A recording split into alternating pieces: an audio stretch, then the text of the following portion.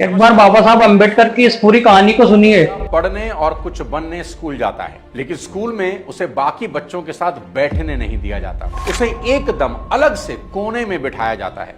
उसे प्यास लगती है, पानी सामने है, लेकिन वो खुद पानी नहीं पी सकता क्योंकि उसके छूने से नल गंदा हो जाएगा। समाज उस बच्चे को अछूत मानता है। एक बार की बात है कि बारिश जोरों से हो रही, तेज हवा और तूफान भी था। बच्चा एक घर की ओट में खड़ा था बारिश से बचने के लिए। उस घर की महिला ने उसे देखा और गुस्से में कीचड़ में धकेल दिया। वो महिला गुस्से में बोली, तुम मेरे घर की दीवारों को छू क्यों रहे हो? तुम अछूत हो, मेरा पूरा घर गंदा हो गया। उस बच्चे की सारी किताबें कीचड़ से भर गई और खराब हो गई। किसी छोटे से बच्चे का इससे बढ़कर क्या ह्यूमिलेशन हो सकता है? अब जरा सोचिए, जो बच्चा खुद से पानी नहीं पी सकता था, जो बच्चा बाकी बच्चों के साथ बैठकर पढ़ नहीं सकता था, जिसके छूने से दीवार अपवित्र हो जा रही थी, वही बच्चा एक दिन अखंड भारत का पहला कानून मंत्री बनता है। वही बच्चा भारत के संविधान निर्माण में सबसे महत्वपूर्ण भूमिका निभाता है। और वही बच्चा करोड़ों लोगों को बराबरी, सम्मान और अधिकार का रास्ता दिखाता है। दोस्तों, यह कहानी सिर्फ डॉक्टर भीमराव रामजी अंबेडकर साहब की नहीं है। यह कहानी है अपमान को आग बनाने की, दर्द को दिशा देने की। आज हम बाबा साहब अंबेडकर की ऐसी यात्रा समझेंगे जिसमें बचपन का दर्द भी है और समाज का जहर भी है। और आज कुछ ऐसी कहानियां सुनाऊंगा जो आपके दिल को चीर कर रख देंगी। इस वीडियो को मैंने 7 चैप्टर में डिवाइड किया है और 7वां चैप्टर सबसे ज्यादा खास है, इसलिए लास्ट तक इसको देखिएगा जरूर।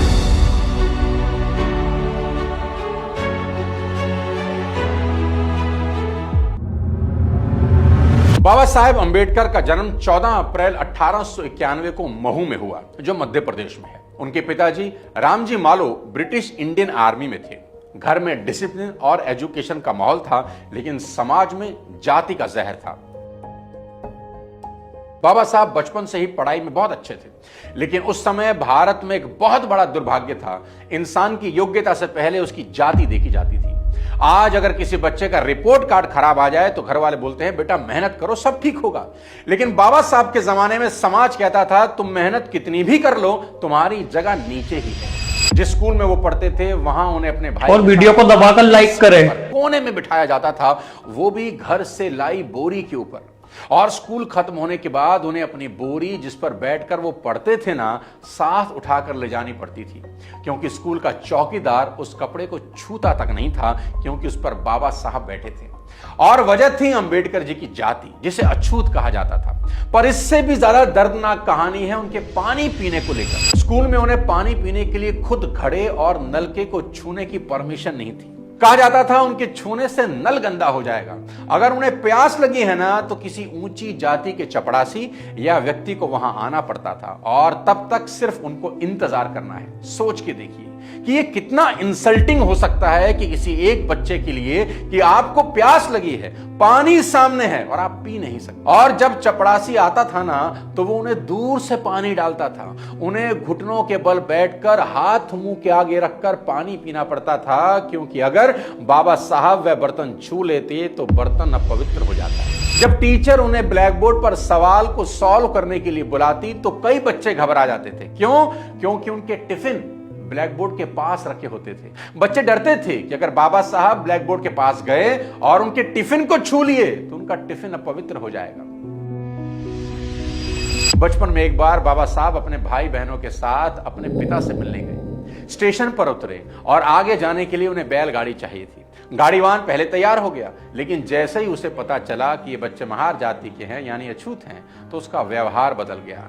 उसने उन्हें गाड़ी में बैठाने से इनकार कर दिया। बहुत गिड़गिड़ाने के बाद वह मान तो गया, लेकिन उसने एक शर्त रख दी। जानते हैं क्या? उसने कहा, वह गाड़ी खुद नहीं चलाएगा, तुम्हें खुद चलानी होगी।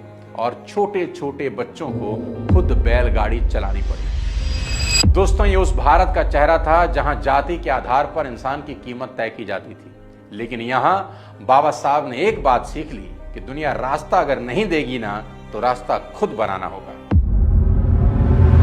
अब बात थी पढ़ने की, खुद को इतना ऊंचा उठाने की कि लोगों को आपको देखने के लिए अपनी गर्दन इतनी ऊंची उठानी पड़े कि गर्दन में ही मोच आ जाए।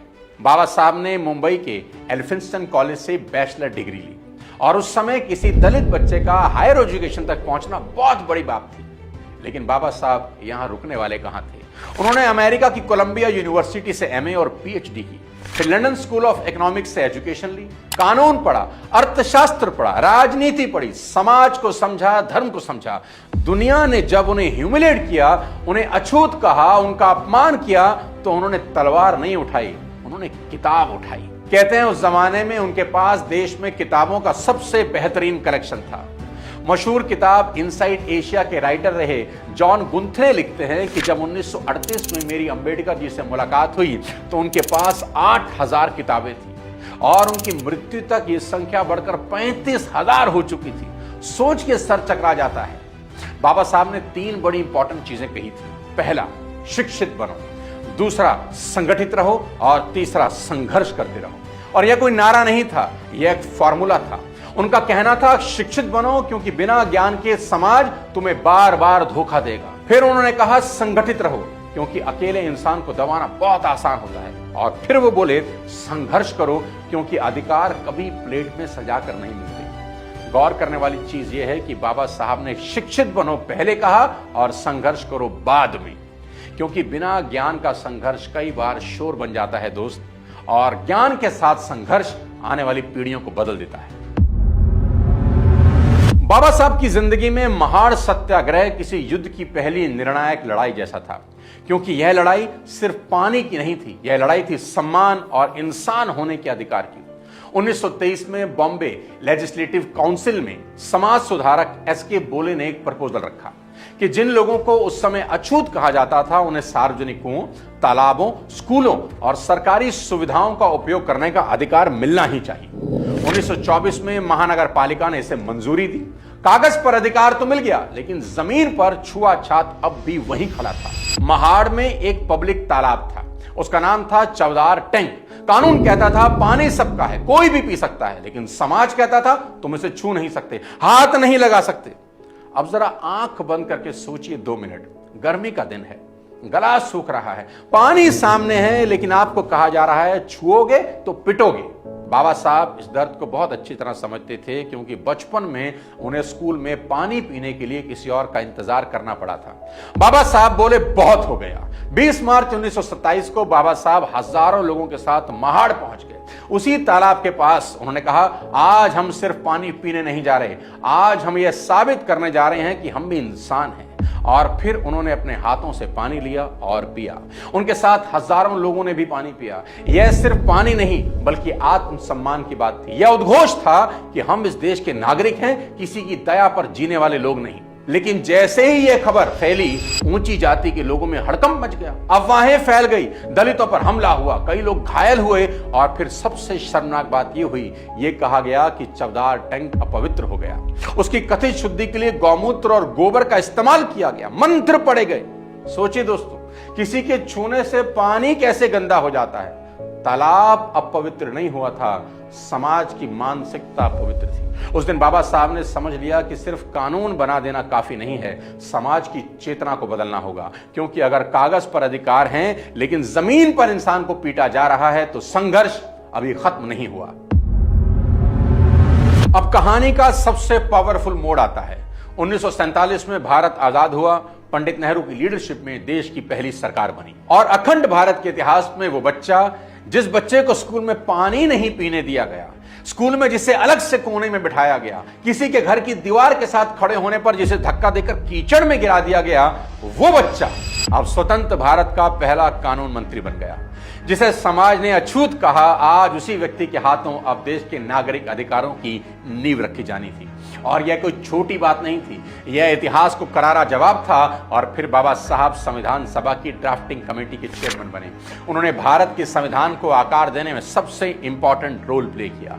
आज देश का संविधान सिर्फ कानून की किताब नहीं है, यह संविधान उन लोगों की उम्मीद है जिन्हें सदियों तक बराबरी नहीं मिली। बाबा साहब अंबेडकर के करीबी रहे शंकरानंद शास्त्री अपनी किताब my experiences and memories of doctor Baba Saheb Ambedkar में लिखते हैं कि मैं रविवार 20 दिसंबर 1944 की दोपहर 1 बजे अंबेडकर जी से मिलने उनके घर गया। उन्होंने मुझे अपने साथ जामा मस्जिद इलाके में चलने के लिए कहा। वो उन दिनों पुरानी किताबें खरीदने का अड्डा हुआ करता था। उनके जामा मस्जिद में होने की खबर चारों तरफ आग की तरफ फैल गई। लोग उनके चारों ओर इकट्ठा होने लगे। इस भी